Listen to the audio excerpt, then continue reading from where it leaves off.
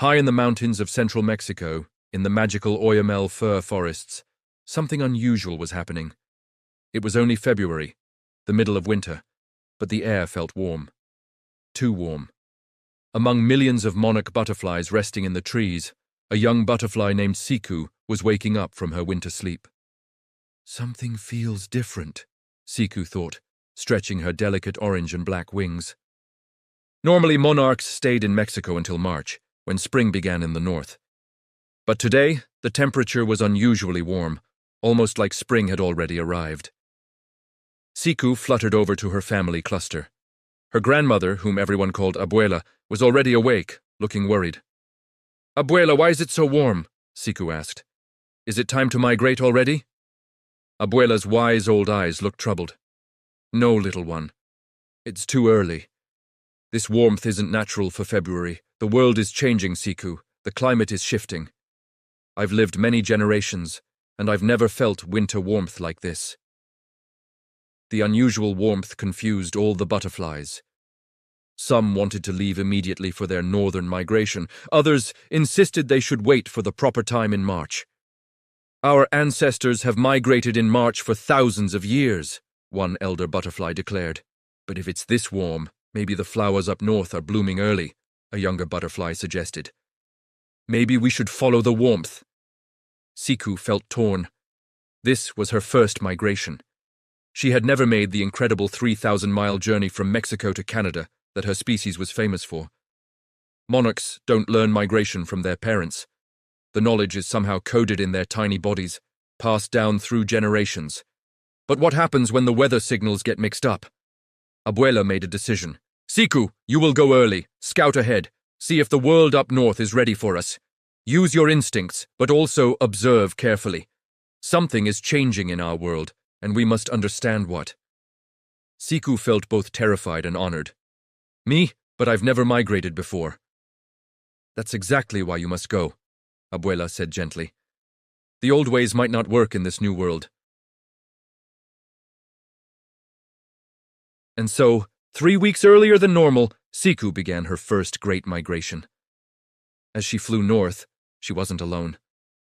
A few hundred other young, adventurous butterflies joined her. Early scouts testing whether the changing climate meant they should change their timing too. The flight was exhausting. Siku's tiny body, weighing less than a single gram, had to carry her thousands of miles. But monarch butterflies are among nature's most incredible athletes.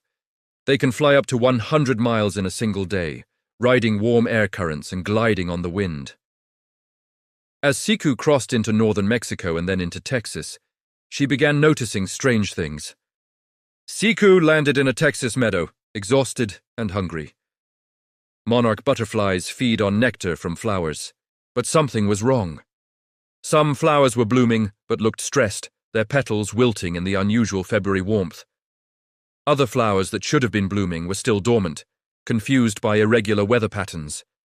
A tiny hummingbird named Rosita was zipping frantically from flower to flower. "Are you finding food?" Siku asked. Rosita looked exhausted. "Barely. Everything is confused this year. Some of my favorite flowers bloomed in January, way too early, and then a cold snap killed them. Other flowers haven't bloomed at all. I don't know what to eat anymore." Siku felt a chill despite the warm air. "Is this happening everywhere?" "I don't know," Rosita said. "But my grandmother said the weather used to be more predictable. Spring came in spring, winter came in winter. Now, everything is mixed up." Exhausted and worried, Siku rested under an enormous oak tree. To her surprise, the tree spoke. In our story, Siku can communicate with all of nature. "You're migrating early, little butterfly," the tree rumbled in a deep, slow voice. "How did you know?" Siku asked. "I'm Oakley. I've been here for 300 years. I've seen many monarch migrations. They always come in late March. You're 3 weeks early." "The weather is confusing," Siku explained. "It's too warm. We don't know when to migrate anymore." Oakley's branches rustled thoughtfully. "It's called climate change, young one. The Earth is getting warmer because of gases released into the air, mostly from humans burning coal, oil, and gas for energy. These gases trap heat like a blanket around the Earth, so temperatures rise. Weather patterns shift, seasons become unpredictable. I've watched it happen slowly over my 300 years, but in the last 50 years, it's accelerated dramatically. Siku felt overwhelmed. What does this mean for my migration? For my species? It means, Oakley said gently, that you must be adaptable. The old ways, migrating at the exact same time every year, might not work anymore. You must observe, learn, and adjust. Siku continued flying north, but the next problem was even more serious. Monarch butterflies need milkweed plants to survive. Female butterflies lay eggs only on milkweed, and caterpillars eat only milkweed leaves. Traditionally, there were milkweed rest stops all along the migration route. But when Siku reached Oklahoma, she found the fields nearly empty. Where hundreds of milkweed plants should have been, only a few scraggly ones remained. What happened? Siku wondered aloud. A bumblebee queen named Buzz landed beside her. Humans planted crops here, Buzz explained sadly. They removed the wild plants, including milkweed. They use chemicals that kill plants they don't want. It's harder and harder to find wildflowers and milkweed. But without milkweed, monarch butterflies can't survive, Siku cried. I know, Buzz said. Many butterfly species are declining. But some humans are trying to help. Look over there! Buzz pointed to a small backyard garden, where a young girl named Sophia was carefully planting milkweed. Some humans understand, Buzz said. They're creating pollinator gardens, places specifically for butterflies and bees. There's hope, little butterfly. But we need more humans to care. As Siku crossed Kansas, heading toward the Great Plains, the weather changed suddenly. Dark clouds gathered. Wind began howling. Temperature dropped rapidly. This is bad, Siku thought, struggling against the wind. Climate change doesn't just make things warmer, it makes weather more extreme and unpredictable. Warmer air holds more moisture, creating bigger storms. Temperature differences create stronger winds. Weather patterns become chaotic. The storm hit with incredible force. Rain pounded down. Wind tore at Siku's delicate wings. She was blown miles off course, separated from her group.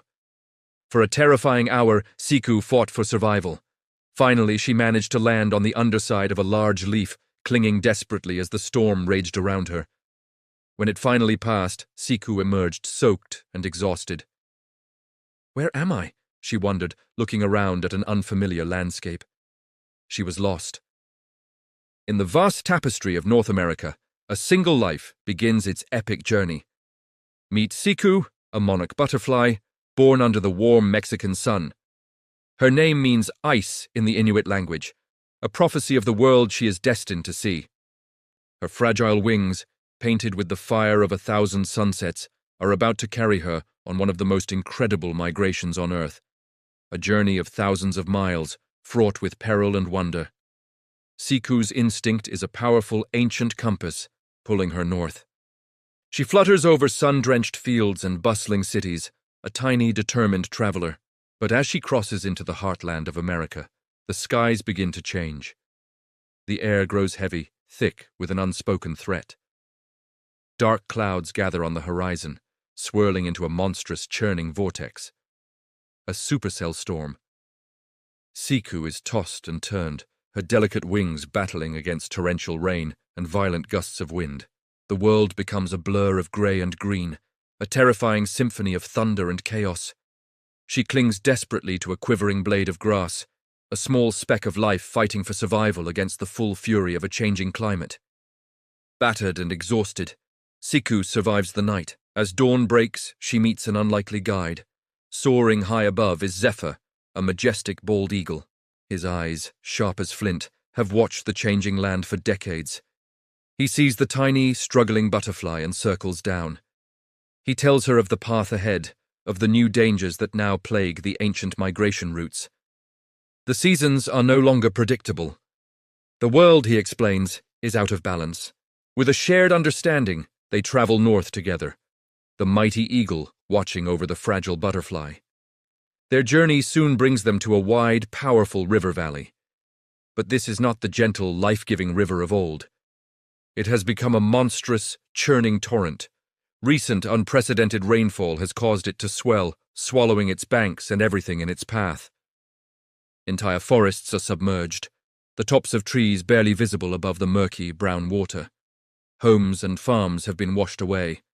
For Siku, this is an impassable barrier, a watery grave. Zephyr guides her along the edge, searching for a safe crossing, his solemn gaze reflecting the devastation below. This flood is another scar on the land, another sign of a world in distress. Leaving the floodwaters behind, they enter a new, equally hostile landscape. A severe drought has turned the once vibrant plains into a cracked and dusty wasteland. The sun beats down relentlessly from a hazy, cloudless sky. The air is thick with dust. Wildflowers, once a banquet for migrating monarchs, are now withered and brown. The milkweed, the only plant Siku's children can eat, is scarce and brittle. She flies for miles over a silent, barren expanse, her energy fading, the hope of finding sustenance dwindling with every desperate flutter of her wings. This is a land of thirst, a testament to the life-giving rain that no longer falls. Guided by Zephyr's wisdom, Siku finally reaches the northern edge of the continent, the Canadian border. She expects a land of crisp air and thriving forests. Instead, a profound sadness hangs in the air. The ice, the very foundation of this northern world, is in retreat. Great glaciers are shrinking, melting into the sea at an alarming rate. It is here she meets Nanook, a young polar bear cub, thin and gaunt. His mother is gone, lost while hunting on the thinning ice. He looks at Siku with hollow eyes, a symbol of a species starving on a warming planet. Siku feels a deep, shared sorrow. Her journey to escape the heat has led her to a world literally melting away. Overwhelmed by despair, Siku rests on a lone, surviving Arctic flower. As she drifts into an exhausted sleep, a vision comes to her. A monarch, larger and more radiant than any she has ever seen, appears. It is the spirit of her great-great-grandmother, Abuela. Abuela's wings hold the wisdom of generations. She tells Siku not to lose hope. She speaks of the resilience of life, of the deep connection between all living things, and of a new generation of helpers, the humans who have not forgotten their bond with the earth. "Look for the hands that plant," Abuela whispers, her voice like the rustle of leaves. "Hope is not lost. It is being planted." With renewed strength, Siku continues her journey, flying south now on her return trip. Abuela's words echo in her heart. She follows a faint, sweet scent on the wind, the scent of milkweed. It leads her to an unexpected oasis, a vibrant community garden nestled within a bustling city. Here, a group of children are laughing and working. Their small hands are carefully planting rows and rows of milkweed. They are creating a sanctuary, a lifeline for her and her kind. They are the hands Abuela spoke of. As Siku gently lands on a fresh, green leaf to lay her eggs, she understands. The journey was not just about survival. It was about witnessing, about carrying a story. And here, in the hopeful faces of these children, she sees the future. It is a future not without struggle, but one where even the smallest hands can work together to heal a world. A future where hope is planted, one milkweed at a time. Thank you for watching. Don't forget to like, share, and subscribe for more stories from our As Siku explored the area, she saw something even more inspiring. Hundreds of young people, teenagers and children, were holding a peaceful rally. Their signs read, "Protect our future, climate action now, and even save the butterflies, save the world." Butterflies fluttered everywhere, landing on signs and shoulders. It was a beautiful, powerful sight. Sophia, the girl who had planted milkweed in her backyard, was speaking to the crowd with passion in her eyes. "We can't wait for adults to fix climate change. It's our future. We can act now. Plant pollinator gardens, reduce plastic, save energy, speak up. Every action matters," she declared. "And guess what? Monarch butterflies are migrating earlier this year because of climate change. They're adapting. We need to adapt too, by changing how we treat our planet." The crowd cheered, and for the first time since leaving Mexico, Siku felt a powerful surge of hope. Siku flew high above the rally, the gardens, the forests and fields. From this vantage point, she could see the whole picture. She saw the problems: the melting ice where polar bears like Nanook lived, the dried-up rivers, the damaged forests, and the unpredictable, extreme weather. But she also saw the hope. Gardens blooming with life, children planting seeds, people coming together to care, and animals adapting to the new world. She realized something profound. Climate change is real. It's serious. Animals like Nanook are suffering, and her own species is struggling. But they weren't helpless. Humans, especially the young ones, were waking up, they were taking action, and animals were resilient. They were adapting, learning new routes, and finding new sources of food.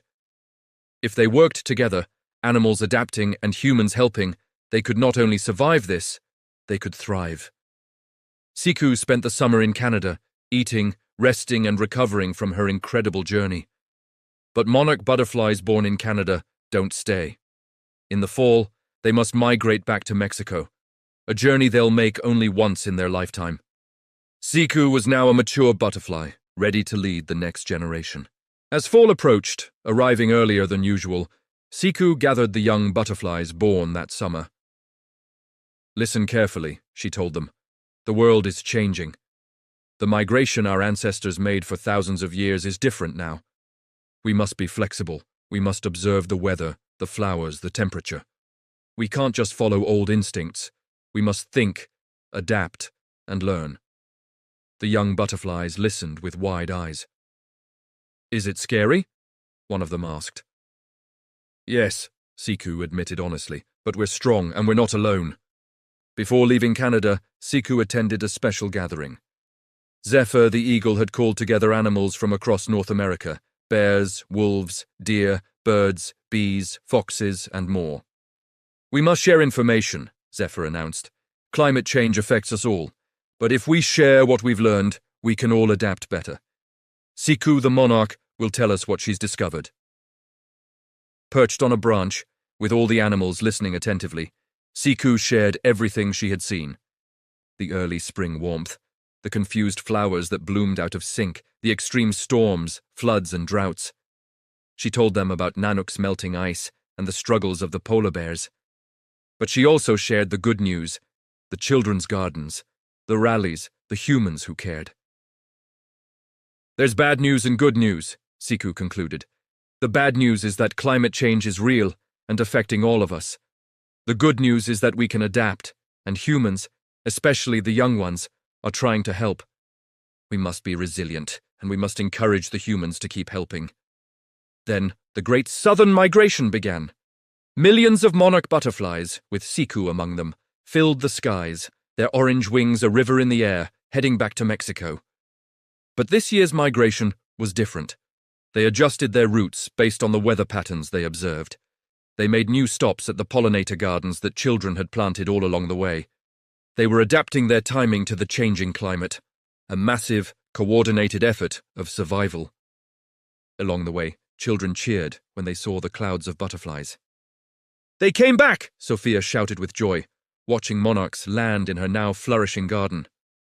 "We helped them," another child said proudly.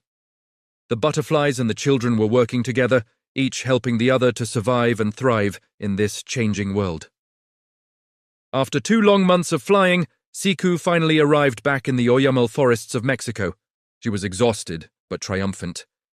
She had completed the full migration cycle, a dangerous journey that many butterflies don't survive. Her grandmother, Abuela, was waiting for her. "Grandmother, I made it!" Siku exclaimed. "I knew you would, brave one," Abuela replied gently. "Tell me everything." Siku told her the entire story, the too early spring, the animals suffering from the effects of climate change, the extreme weather she had battled. But she also told her about the gardens, the children, and the powerful feeling of hope she had discovered. Abuela listened thoughtfully. "So," she said, "climate change is real, but so is hope." "Yes," Siku agreed. "If animals adapt and humans help, we can make it through this." When spring came again, this time at the more traditional March timing, a new generation of monarch butterflies prepared to migrate north. Siku, now an experienced elder, gathered the young ones. "Migration has always been in our blood," she told them. "But the world is changing. Climate change is shifting seasons, weather, and habitats. You must be flexible, observe carefully. Don't just follow instinct, think and adapt. And remember, some humans are our allies. They're planting flowers for us, they're protecting our forests, they're fighting to slow climate change. We must do our part by surviving, adapting, and thriving. They must do their part by protecting the planet. The young butterflies listened, ready for their own incredible journeys.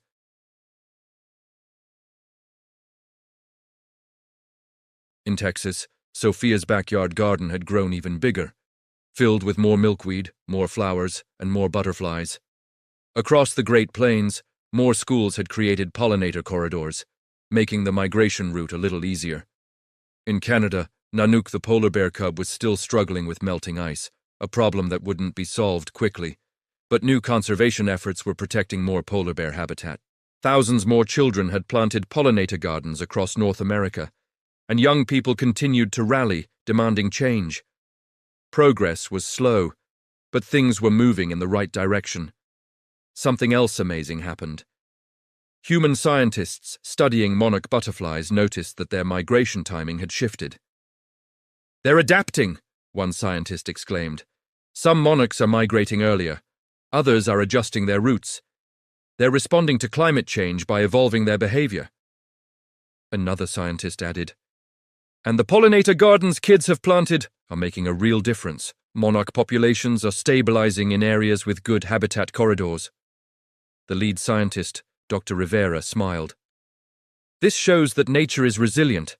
Animals can adapt to some climate change." But then she became serious. "But we humans still need to reduce emissions and slow warming. Animals can adapt to gradual change. But if climate change happens too fast, they won't be able to keep up. We need to give them time by reducing our impact now." In a quiet moment, Siku landed gently on Sophia's outstretched finger. Sophia gasped in delight. For a brief second, they looked at each other, a butterfly and a child, both trying to save the world in their own way.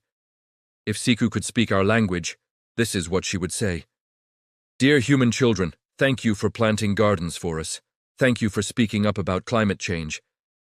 Thank you for caring about butterflies and polar bears and all the creatures of this earth. We are strong, but we need your help. We are adapting, but we need you to protect our shared home. Keep planting, keep learning, keep caring. Together, we can create a better future for all of us." And so Siku's incredible journey taught us that while climate change is a real and big challenge, hope is real too. When animals adapt and humans step up to help, amazing things can happen. It's a reminder that every one of us, including you, can make a difference. You can plant a garden for pollinators like butterflies and bees, use less plastic, save energy at home, and use your voice to speak up for our beautiful planet.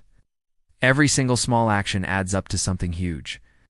Thank you so much for joining us on Siku's amazing adventure. We really hope this story inspired you to become a climate hero in your own special way.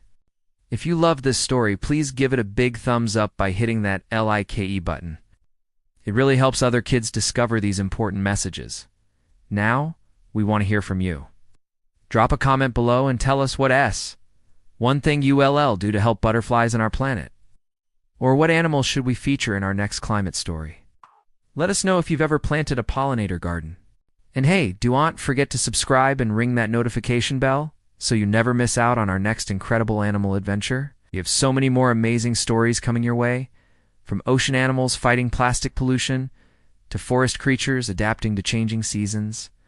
You won't want to miss a single one. Please share this video with your friends, your family, and your teachers. Let's work together to spread the message of hope and action far and wide. Until next time, always remember, you have the power to change the world, one small action at a time, just like Siku the brave butterfly. We'll see you in the next adventure.